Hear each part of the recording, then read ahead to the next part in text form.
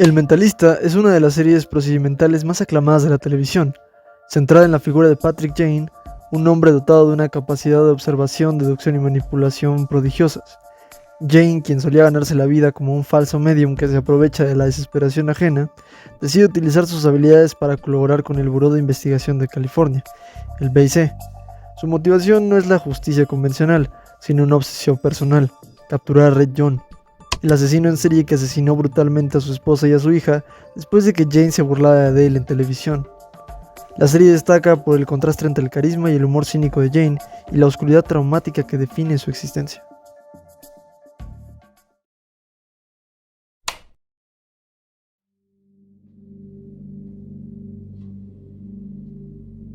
El episodio piloto del Mentalista no es solo la introducción de un detective excéntrico, es la presentación de una tragedia que define toda la serie.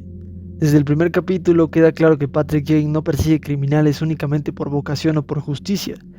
Lo hace porque está obsesionado con encontrar al hombre que destruyó su vida, Red John. El episodio comienza mostrando a Patrick Jane colaborando como consultor con la División de Homicidios de California, el Buró de Investigación, el CIB. Jane no es policía ni detective.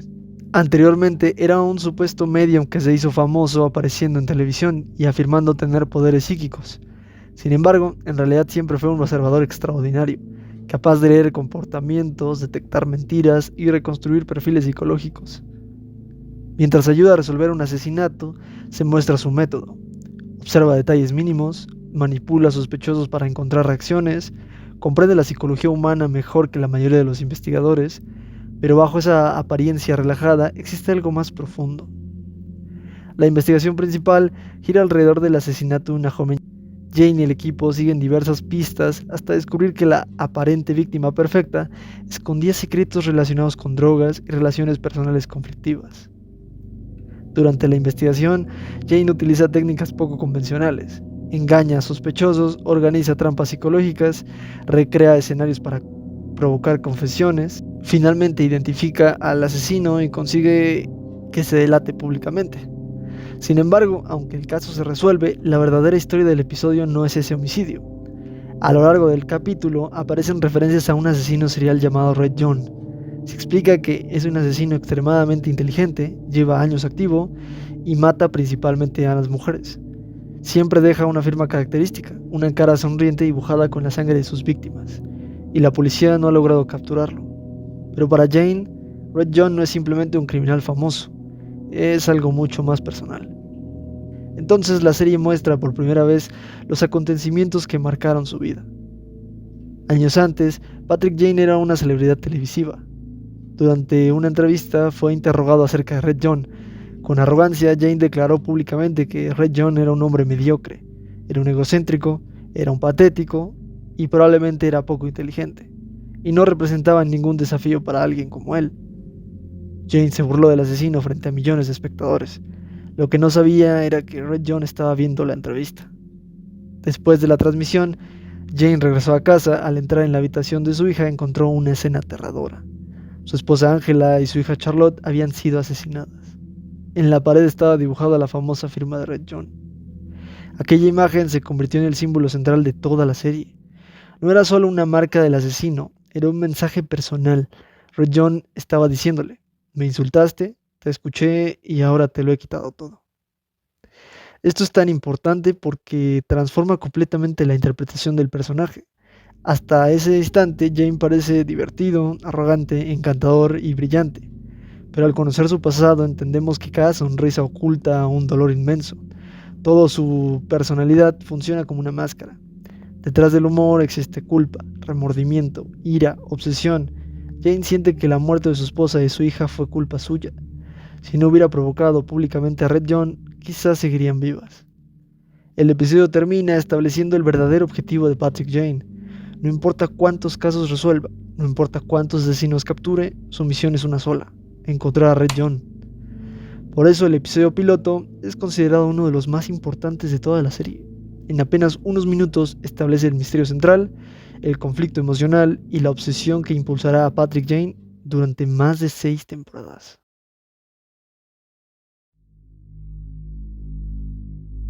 El enfrentamiento con el Imitador es uno de los episodios más tensos y psicológicamente intensos de la segunda temporada porque no gira únicamente en torno a un asesinato, gira en torno a la obsesión de Patrick Jane con Red John y a la posibilidad de que alguien esté utilizando el terror asociado a ese nombre para sus propios fines.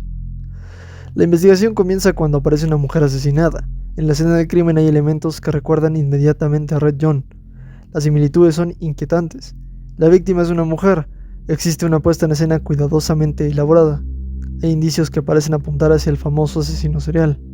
Para cualquier investigador externo podría parecer que Red John ha vuelto a actuar, pero Jane detecta algo extraño. Algo no encaja. Lo interesante del episodio es que Patrick Jane parece percibir rápidamente que existe una diferencia entre este crimen y los verdaderos asesinatos de Red John. ¿Por qué? Porque nadie conoce mejor a Red John que él. Durante años ha estudiado sus patrones, sus rituales, su psicología, sus métodos de investigación y manipulación. Jane comprende que un asesino serial no solo mata, también expresa su personalidad a través de sus crímenes. Y en esta ocasión siente que la escena está imitando a Red John en lugar de ser obra suya. Uno de los aspectos más interesantes del episodio es la idea del copycat o imitador. En criminología, un copycat es una persona que reproduce los métodos de un criminal famoso. Las razones pueden ser variadas: admiración, obsesión, deseo de notoriedad, intento de desviar la investigación. Jane comienza a sospechar que está enfrentándose precisamente a uno de estos casos. Durante gran parte del episodio, Jane no se concentra únicamente en las pruebas físicas, se concentra en responder una pregunta. ¿Qué clase de persona querría parecerse a Red John? Esa pregunta resulta fundamental, porque el asesino no está intentando ocultarse, al contrario, quiere que todos crean que Red John está involucrado. Quiere aprovechar el miedo que produce ese nombre. Lo que hace tan oscuro este episodio no es únicamente el asesinato, es la reacción de Patrick Jane. Cada vez que aparece una posible conexión con Red John, su comportamiento cambia. Se vuelve más frío, más obsesivo, más impulsivo, menos racional. Por momentos parece que Jane deja de ser el consultor brillante y tranquilo que conocemos, y se convierte en un hombre consumido por el trauma. La investigación reabre heridas que nunca han cicatrizado. A medida que avanza la investigación, Jane logra identificar al responsable. El asesino resulta ser alguien que intentaba aprovechar el terror asociado al nombre de Red John. Cuando finalmente lo confronta, ocurre una de las partes más interesantes del episodio, y le demuestra que jamás podrá ser como Red John. Aunque esto puede sonar extraño, para Jane es casi un insulto, porque considera a Red John un monstruo único. El imitador no es más que alguien jugando a hacer algo que no entiende.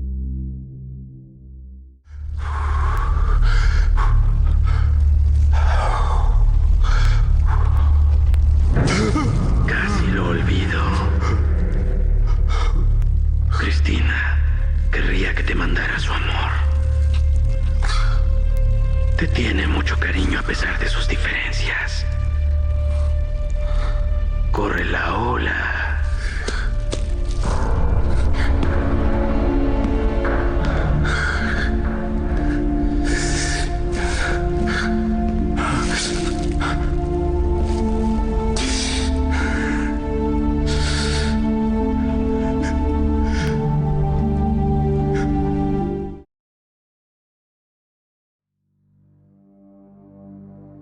Blood In, Blood Out es considerado por muchos fans como uno de los episodios más oscuros del Mentalista. No porque tenga un asesino tan macabro como Red John, sino porque es uno de los episodios más personales, trágicos y realistas de toda la serie. El episodio explora el pasado de Kimball Cho y muestra cómo la violencia de las pandillas puede perseguir a una persona incluso después de haber intentado cambiar de vida. Hasta este episodio, Cho siempre había sido el personaje más reservado del equipo. Era conocido por ser frío, imperturbable, directo, casi imposible de leer emocionalmente. Sin embargo, Blood In, Blood Out revela que antes de convertirse en agente del CIB, perteneció a la pandilla Avon Park Playboys, donde incluso era conocido por el apodo de Iceman o el Témpano. Esto cambia por completo la percepción del personaje. Todo comienza cuando un detective de Oakland llama a Cho para identificar un cadáver. Cuando llega al depósito descubre algo devastador. El muerto es David Seong, uno de sus mejores amigos de la adolescencia. No era simplemente un conocido, habían crecido juntos, habían pertenecido a la misma pandilla. Cho lo consideraba prácticamente un hermano. La historia se vuelve especialmente triste cuando aparece la abuela de David. Ella le dice a Cho algo que lo destruye emocionalmente. David había salido de prisión, quería dejar definitivamente la vida criminal. Había intentado localizar a Cho para pedirle ayuda, pero Cho nunca le devolvió la llamada. En ese momento Cho piensa, si hubiera contestado el teléfono quizás seguiría vivo. Ese sentimiento de culpa se convierte en el verdadero centro del episodio. Mientras investiga, Cho lleva a su novia Elise a casa. De repente ocurre una escena extremadamente violenta. Dos hombres irrumpen en la vivienda, golpean brutalmente a Cho, golpean también a Elise, la dejan gravemente herida, pero no buscan dinero, buscan intimidarlo, le están enviando un mensaje: no sigas investigando. Es uno de los pocos momentos de la serie en donde vemos a Cho completamente fuera de control. Después del ataque, Cho deja de comportarse como agente, empieza a actuar como el joven pandillero que fue años atrás.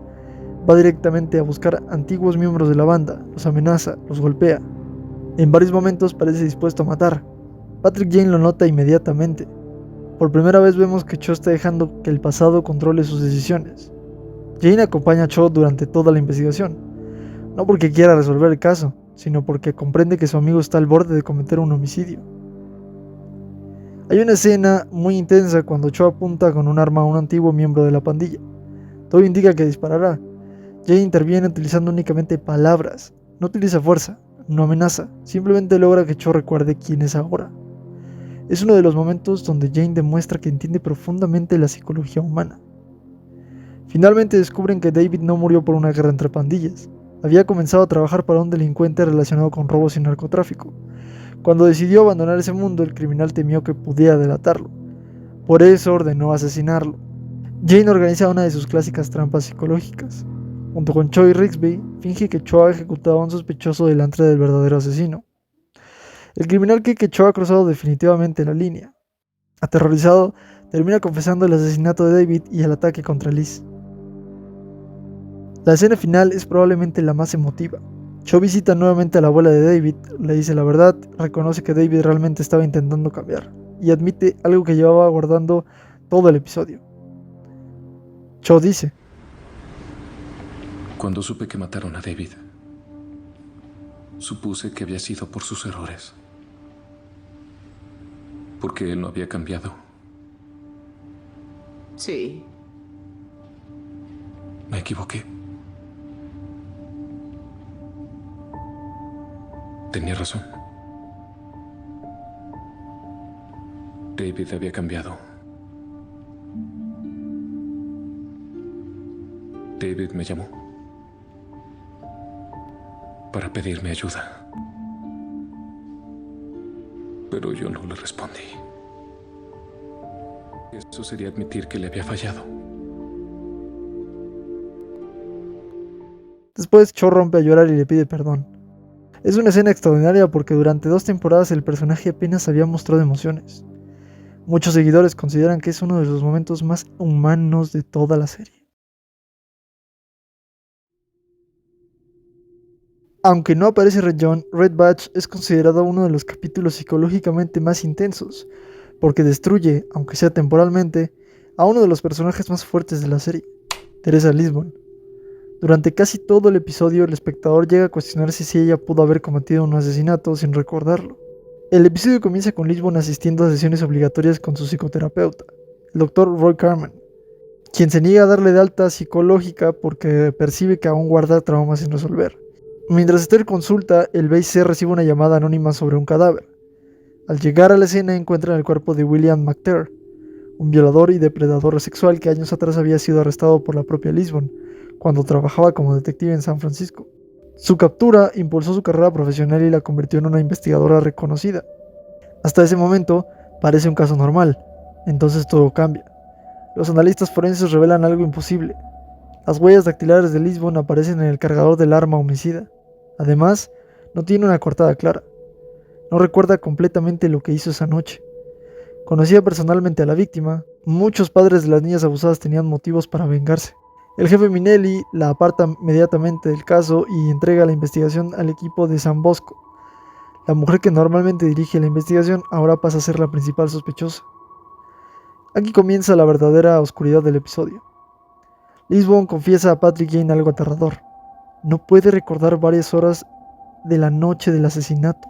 No sabe si fue drogada, no sabe si sufrió un desmayo, y lo peor empieza a preguntarse si realmente pudo haber matado a McTeer durante un episodio de amnesia.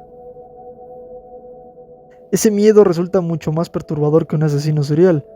Lisbon acepta someterse a un polígrafo, sin embargo lo falla. No porque esté mintiendo, sino porque ella misma ya no está segura de la verdad. Cuando le pregunta si asesinó a McTeer, su mente responde con dudas, y el polígrafo interpreta esa incertidumbre como engaño. Es uno de los momentos más desesperantes del episodio. Jane intenta hipnotizar a Lisbon para recuperar sus recuerdos. Normalmente logra que las personas recuerden detalles olvidados, pero con Lisbon ocurre algo diferente. Existe un vacío absoluto. No aparece ningún recuerdo. Jane comprende inmediatamente que eso no es un bloqueo emocional, es algo provocado. Alguien alteró químicamente su memoria. Jane y Lisbon elaboran entonces un plan extremadamente arriesgado. Fingen que Lisbon está sufriendo un colapso mental. En el B&C, ella grita desesperadamente, rompe una ventana lanzando una silla.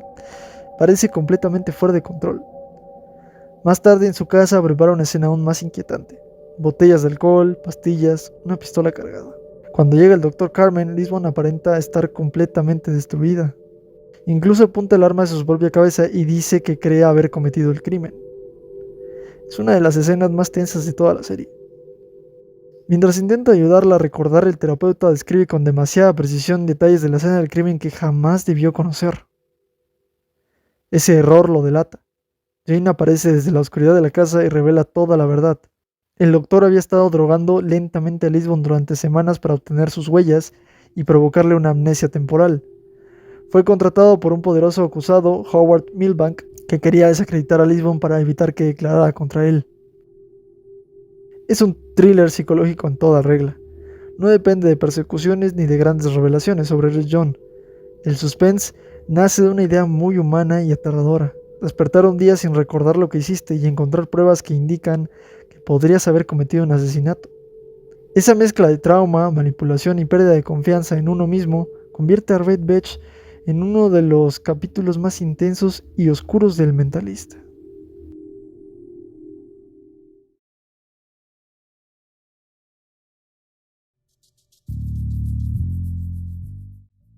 Y bueno, hasta acá llegó el video. Díganme en los comentarios cuáles les parecen los episodios más oscuros de la serie. Los estaré leyendo. Ya saben que si les gustó el video me pueden regalar un me gusta y si lo desean suscribirse a mi canal. Y sin nada más que decir me despido. Adiós.